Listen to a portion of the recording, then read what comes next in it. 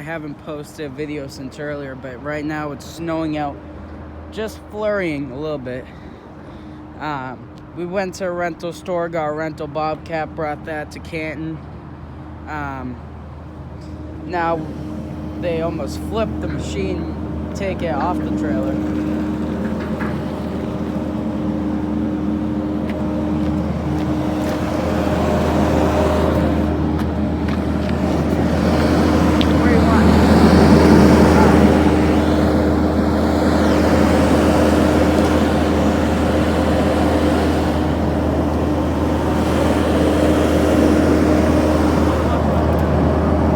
What?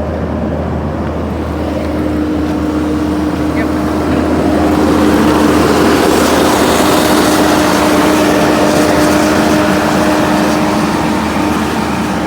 That is not the machine that they almost flipped. They almost flipped the rental because we took the bucket off the front to get the snow pusher, and the weight was uneven on the machine because the motor was in the back.